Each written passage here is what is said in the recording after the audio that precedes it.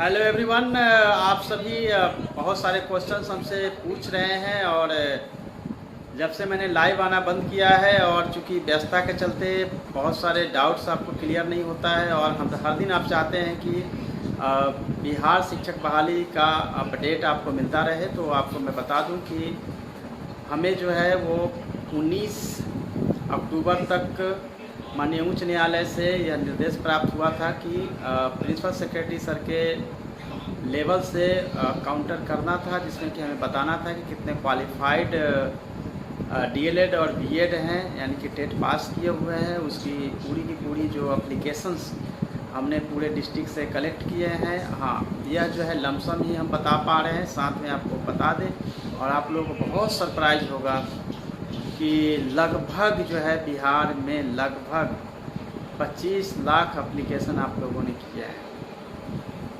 जिसमें कि 12 लाख से अधिक डीएलएड और 13 लाख प्लस बीएड वालों ने एप्लीकेशन किया है।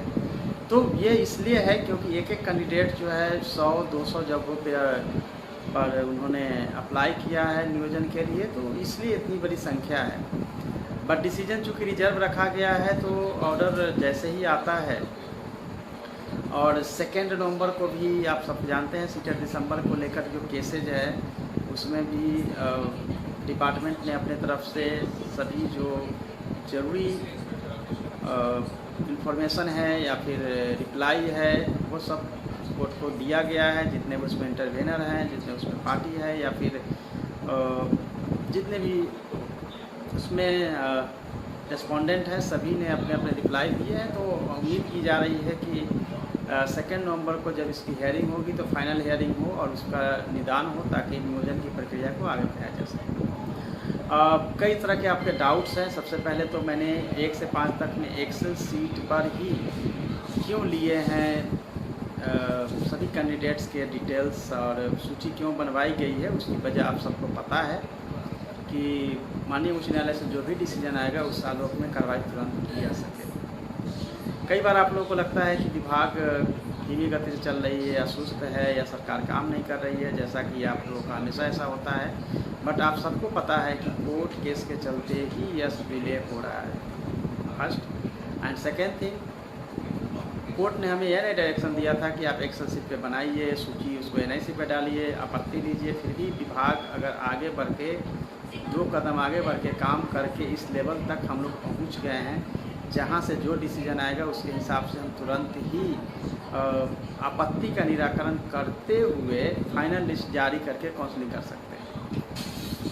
अदरवाइज ये भी हो सकता था कि हम यह कह सकते हैं कि कोर्ट में पेंडिंग केस है, जब तक डिसीजन नहीं आता है प्राथमिकता के मैटर पे हम आगे नहीं बढ़ेंगे, और जब डिसीजन आएगा तो हम लोग अब सूची बनाना या मेरिट लिस्ट बनाना शुरू करेंगे। लेकिन विभाग ने बहुत आगे जाकर इस लेवल तक पहुंच गई है कि अब आप जो भी डिसीजन आएगा उसके हिसाब से हम लोग बहाली की प्रक्रिया को जल्दी कराने में सक्षम हैं। यह सही है कि सभी नियोजन इकाइयों ने अभी तक जो है वो सूची नहीं किया है। 50% का भी सूची करना और एनआईसी पे डालना है। 31 अक्टूबर तक का लास्ट डेट दिया गया है और साथ ही उनको अंतिम वार्निंग भी दी गई है कि उनको उस समय तक कर देना है।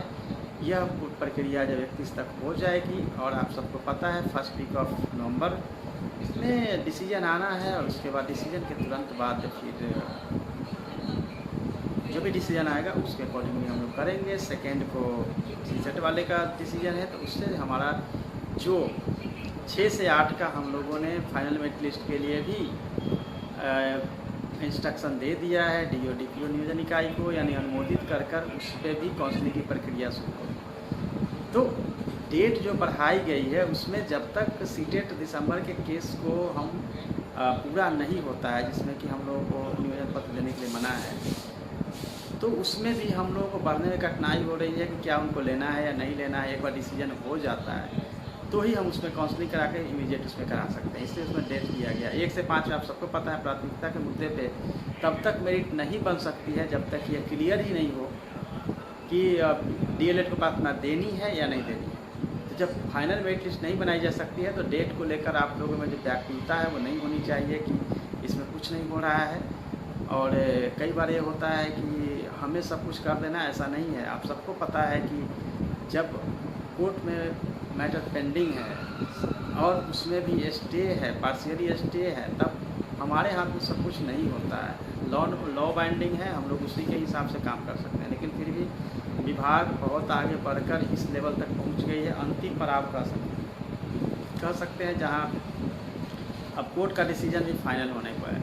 अब जैसे डिसीजन फाइनल होता है, आगे की प्रक्रिया जो है वो 1 महीने के अंदर पूर्ण कर ली जाएगी। और फिर से मैं कहूँगा कि जिस तरह से हमने बीटेट का सभी रिजल्ट वेबसाइट पे रखने के लिए कहा है, सीटेट वाले पे भी हमारी नज़र रहेगी और उनको भी किसी न किसी तरीके से उनके भी रिजल्ट जो है वेबसाइट से हम लोग मैच कराएंगे, क्योंकि उसमें भी जो हमें सूचनाएं मिल रही है या जो मेरिट देखने को मिलता है उसमें कहीं ना कहीं गड़बड़ी की संभावना लग रही है।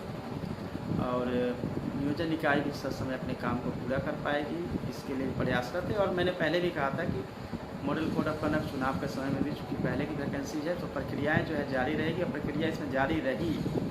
यही वजह है कि वर्ग 6 से लेकर 8 तक की आपकी प्रोविजनल मेरिट लिस्ट आ भी गई लगभग सभी जगह। आपत्तियां भी 1 लाख से अधिक आई और NIC पे, जिसको का निराकरण करते हुए फाइनल मेरिट लिस्ट के लिए आदेश दे दिया गया।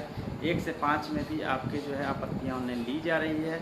हालांकि आप लोगों को दिक्कतें अभी आ रही थी कि SMS पैकेज के ख़त्म होने के चलते OTP नहीं आ रहा था, वो समस्या का निदान कर दिया गया है। आप लोगों को SMS मिलता रहेगा। और चूँकि आप लोगों को समय भी अभी भी आपके पास 15 दिन का समय, जिसमें कि ऑनलाइन आपत्ति दीजिए। और जहाँ भी नियोजन इकाई से नहीं आया है सूची एक्सेल शीट पर, उसको भी हम लोग जो है मॉनिटर कर रहे हैं और जल्दी ही उस सबको अवेलेबल होगा NIC पे, जहाँ आप ऑनलाइन आपत्ति देंगे और फिर माननीय उच्च न्यायालय का जो डिसीजन होगा उसके आलोक में आगे कार्रवाई जो है शीघ्र संपन्न करा दी जाएगी। और यह मैं मान सकता हूँ कि सभी युवा दोस्त जो हैं वो लगभग 1 साल से वेट कर रहे हैं, परेशान हैं और कई तरह से परेशानियाँ हैं, उसको मैं समझ सकता हूँ। लेकिन फिर भी आप सब जानते हैं कि हमारी जो सीमा है उसके तहत हम लोग काम पे लगे हुए हैं।